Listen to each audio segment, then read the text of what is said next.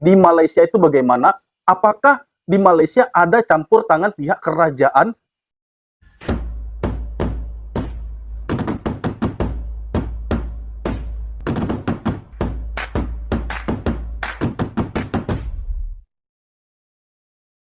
Assalamualaikum warahmatullahi wabarakatuh. Halo guys, berjumpa lagi hari ini guys ya. Apa kabar Anda semua di sana? Dan selalu saya mendoakan semoga kita dalam keadaan baik-baik saja, sehat-sehat senantiasa. Begitu juga aktivitasnya, semoga juga diberikan kelancaran dan kemudahan oleh Tuhan Yang Maha Kuasa. Amin. Amin ya rabbal alamin. Oke, satu kisah lagi guys ya. Satu cerita yang sangat menarik hari ini akan kita tampilkan ya, akan saya reaksi di sini karena saya sangat heran ya. Di sini diberitahu bahwa ada seseorang ya, orang dari Indonesia yang mana orang ini ya atau pria ini dia menggugat pengujian undang-undang tentang ketenagakerjaan di Mahkamah Konstitusi. Ini karena apa guys? Ini berkaitan dengan susahnya orang-orang Indonesia saat ini mencari kerja di Indonesia. Nah, saya ingin tahu ya guys ya, bagaimana cara dia menggugat di Mahkamah Konstitusi terkait tentang pengujian undang-undang tentang ketenagakerjaan ini guys ya. Apakah hal tersebut berhasil ataukah ada sebuah revisi yang dilakukan? Saya nggak tahu ini guys ya. Dan mengapa begitu sulitnya mencari pekerjaan di negara sendiri? Nah, di sini akan dibahas oleh pria yang menggugat ini guys ya. Pengujian undang-undang tentang ketenagakerjaan apa saja yang dia katakan di sini, kita akan saksikan videonya berikut. Nama saya Leonardo Olivin Samunangan, usia saya 23 tahun, status saat ini belum bekerja. Saat ini saya mengajukan judicial review atau dalam bahasa kerennya gugatan pengujian undang-undang di Mahkamah Konstitusi terkait masalah pasal 35 ayat 1 Undang-Undang Nomor 13 Tahun 2003 tentang ketenagakerjaan. Pasal 35 ayat 1 itu memberikan kebebasan absolut terhadap perusahaan untuk menentukan sendiri lowongan pekerjaan yang mereka inginkan. Seringkali timbul dilema bagi para job seeker, entah itu masalah batas usia, pengalaman, pendidikan, kemudian juga gender. Motivasi saya untuk bisa memutus persyaratan lowongan pekerjaan yang sangat diskriminatif ini.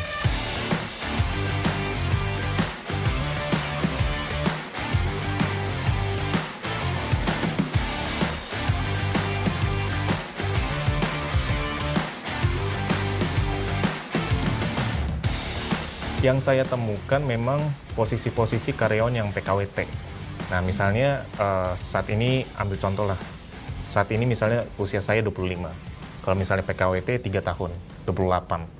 Nah, karena udah 28, terus kemudian lowongan pekerjaan itu banyaknya sekarang adalah batas maksimal usianya 26 gitu, 26 atau 25. Tentu karena saya masa kontrak udah habis, usia juga udah 28, tentu sangat sulit sekali mencari pekerjaan. Jadi di gugatan saya ini memang sangat bertentangan dengan pasal 28D. Setiap orang berhak untuk bekerja serta mendapat imbalan dan perlakuan yang adil dan layak dalam hubungan kerja. Jadi memang kalau kita bisa lihat pasal 35 ayat 1 ini merupakan celah juga, celah hukum bagi perusahaan untuk menentukan sendiri persyaratan lowongan pekerjaan mereka, tetapi tidak melihat undang-undang dasar seperti itu. Ini ada kerugian potensial di masa akan datang apabila saya habis umurnya, sulit untuk mendapatkan pekerjaan, terus kemudian saya tadi melakukan perbandingan negara untuk memperkuat bahwa negara lain pemerintahnya masih melakukan intervensi gitu loh, atau ikut campur lah, atau memberikan kebebasan kepada warga negaranya untuk melakukan gugatan perdata.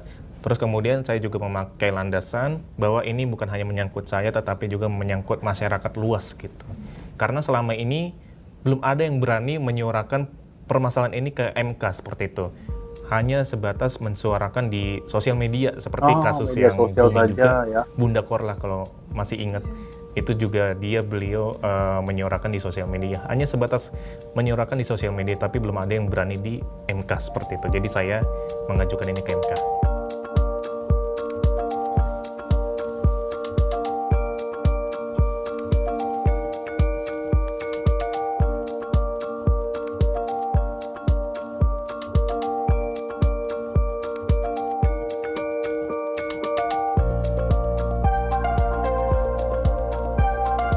Saya di Taiwan, di sini kerja kuli bangunan di pabrik. Sudah setahun setengah lah. Sebelumnya saya itu di Indo kerja sebagai teknisi di perusahaan oil and gas. Terus waktu itu perusahaan saya udah mau tutup, udah mau cabut dari Indonesia. Dia kan perusahaan luar negeri. Akhirnya saya tuh dipaksa mundur. Ya udah saya mundur. Terus akhirnya saya cari-cari kerjaan lagi. Waktu saya resign itu usia 30 tahun. Dari situlah akhirnya sulit lah cari kerjaan lagi ditambah kondisi COVID. Karena di Indo itu kan batasan usia itu rata-rata lowongan kerja itu 27 tahun gitu. Jadi yang usia-usia kayak saya 30 ke atas udah sulit cari kerja. Padahal kalau dilihat sih masih usia produktif. Bahkan saya ikut rekrutmen BUMN pun, teknisi instrumentasi itu kalau udah 27 tahun ke atas, submit lamaran aja nggak bisa. Terus saya juga ngelamar ke perusahaan-perusahaan lain, di sektor migas juga begitu. Kemudian di sektor yang lain yang sesuai dengan bidang pendidikan saya. Semua dibatasin usia 27, 30, 27, 30. Sedangkan di Taiwan sendiri sini, ibu-ibu loh usia 50 tahun itu masih bisa kerja. Jadi ini loh, flagman-nya ngasih tanda bendera orang-orang lagi ngaspal. Taiwan ini nggak ada pembatasan usia, nggak ada pembatasan gender ya. Mereka semua makmur gitu, masyarakatnya makmur.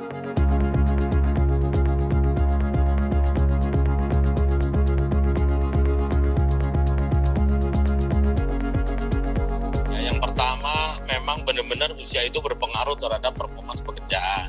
Kemudian yang kedua, mungkin ya salah satu dari perusahaan melakukan penyaringan. Karena kan biasanya antara lowongan sama yang mendaftar nih banyak sekali gitu. Bisa 1:10, bisa 1:20 ya. Jadi cara perusahaan melakukan sortir. Dan ini biasanya terjadi di negara-negara yang suplai tenaga kerjanya lebih banyak daripada kebutuhan tenaga kerjanya. Jadi bukan semata-mata perusahaan, tapi juga kondisi pasar kerja kita juga berpengaruh terhadap pembatasan usia kerja.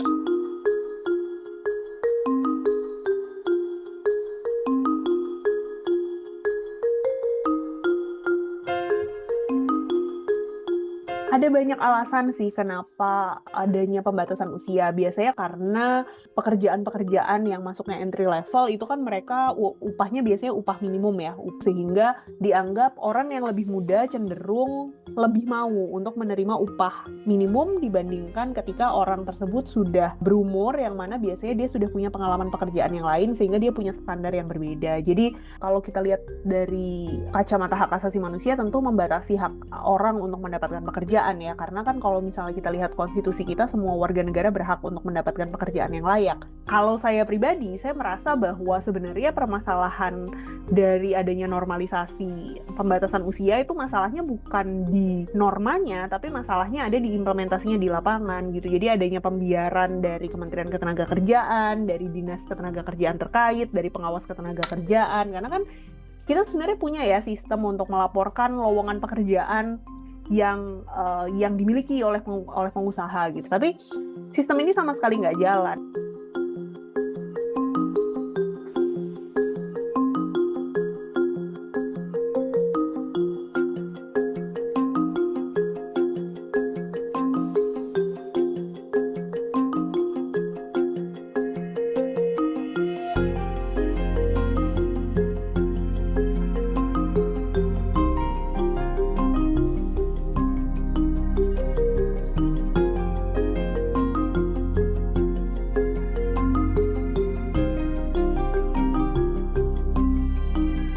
Saya harap gugatan ke MK ini bisa berhasil dan ada perubahan fundamental di negeri kita gitu, sehingga ke depan itu nggak ada lagi isu-isu diskriminasi usia, apalagi di sistem rekrutmen gitu. Baik, demikian tadi guys, video yang baru saja kita reaksi. Sebenarnya di Indonesia ini untuk lowongan kerja ya guys ya, perlu adanya solusi ikut campur dari pihak pemerintah. Yap, tadi di pasal 35 ayat 1 yang mengatakan bahwa memberikan kebebasan bagi seluruh rakyat Indonesia untuk mendapatkan pekerjaan dan upah yang sepadan. Tapi apa yang terjadi guys? Implementasinya di lapangan sangat berbeda. Ini membuat banyak perusahaan memberikan persyaratan-persyaratan kepada orang yang ingin melamar kerja di perusahaannya guys ya. seperti usia maksimal 27, ya, tinggi badan 175, dan juga EQ di atas rata-rata, kulitnya harus sawo matang, berpenampilan menarik, dan lain sebagainya. Saya juga pernah merasakan hal itu ya guys ya, bahwa untuk melamar di satu pekerjaan, di satu perusahaan, tentu ada persyaratan-persyaratan yang harus saya penuhi, seperti yang saya katakan tadi guys ya, usia maksimal 27 tahun, berpenampilan menarik, ijazah di atas rata sarjana, dan juga kulit harus berwarna terang ya, dan juga lain-lainnya guys ya. Tinggi badan juga dipengaruhi. Nah, ini persyaratan seperti ini, bagaimana kalau orang tinggi badannya tidak setinggi yang diharapkan oleh perusahaan tersebut? Seumpama 150 mungkin, ataupun ijazahnya tidak memenuhi standar yang menjadi persyaratan perusahaan itu guys. Nah, hal kebebasan ini yang membuat banyak sekali orang-orang yang hanya bekerja dengan standar tinggi. Contoh orang yang tinggi badannya 170-an, memiliki EQ di atas rata-rata, memiliki ijazah di atas SMA dan lain sebagainya ya guys ya, dan berpenampilan menarik. Jadi kalau orang tidak cantik tidak dapat pekerjaan di satu perusahaan itu guys. Nah, banyak yang melakukan perusahaan yang melakukan hal-hal demikian karena di pasal 35 ayat 1 ini memberikan kebebasan yang tentu ini berdampak kepada masyarakat, kepada orang yang ingin melamar kerja itu guys ya. Dan di pasal tersebut tentu lebih memudahkan atau lebih menguntungkan bagi perusahaan-perusahaan yang ada karena mereka bebas untuk menarik tenaga kerja siapa saja, karena itu adalah hak mereka. Kita juga tidak bisa menyalahkan karena memang tidak adanya intervensi dari pihak pemerintah kepada aturan-aturan yang ada ya guys ya.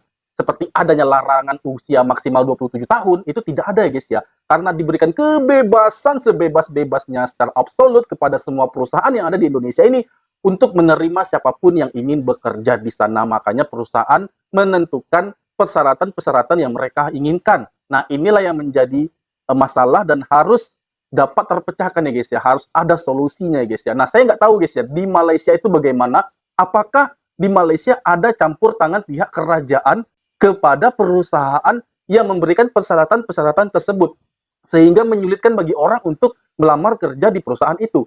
Saya rasa tidak ya guys ya. Saya rasa mungkin ini menurut saya bahwa memang situasinya berbeda di Indonesia dan di Malaysia itu situasinya berbeda. Bukan saya lebih mengunggulkan negara Malaysia, bukan saya lebih tidak mencintai negara Indonesia, bukan seperti itu ya guys ya. Bahwa kenyataannya Indonesia dan Malaysia itu berbeda. Di Malaysia itu cenderung lebih besar lowongan pekerjaannya daripada orang yang mencari kerja. Nah, di Indonesia justru kebalikannya guys.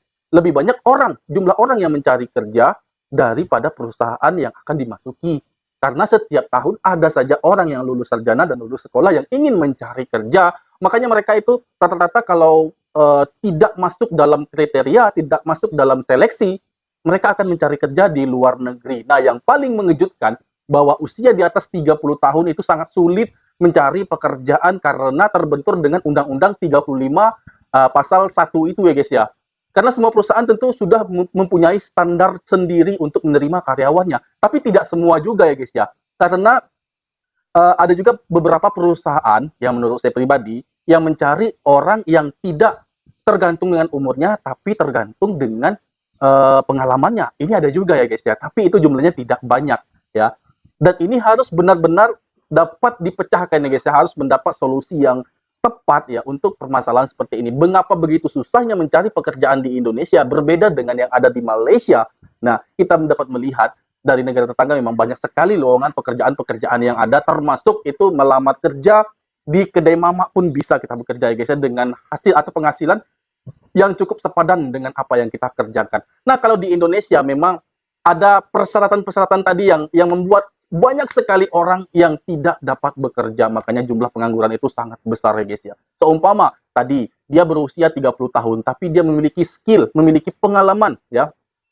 Dan dia mencoba untuk melamar ke banyak pekerjaan sesuai dengan pengalaman dan juga ijazah terakhirnya ya guys ya. Tapi dia tidak juga mendapatkan pekerjaan itu karena terbentur usia yang telah melampaui batas yang menjadi persyaratan perusahaan tersebut ya guys ya. Nah, dia melamar sana sini, akhirnya tidak juga diterima untuk bekerja, makanya dia mengambil satu keputusan penting untuk pergi ke luar negeri dan bekerja. Nah, situasi inilah yang menjadi dilema guys ya. Karena sulitnya mencari pekerjaan di Indonesia, banyak sekali orang yang mencari kerja tapi selalu tereliminasi dengan orang-orang lainnya, seperti orang yang cantik, orang yang lebih cerdas, IP-nya lebih tinggi, ya, usianya pun lebih muda dan lain sebagainya, ya. Biasanya orang-orang tersebutlah yang mengeliminasi orang-orang ini ya guys ya. Makanya orang-orang ini itu lebih cenderung memilih atau memutuskan untuk pergi ke luar negeri ya guys, seperti ke Taiwan, Hong Kong, ya, Singapura, Malaysia, Brunei dan lain sebagainya sesuai dengan skill ataupun kemampuannya gitu. Seperti itu. Itu menurut saya. Dan mudah-mudahan saya berharap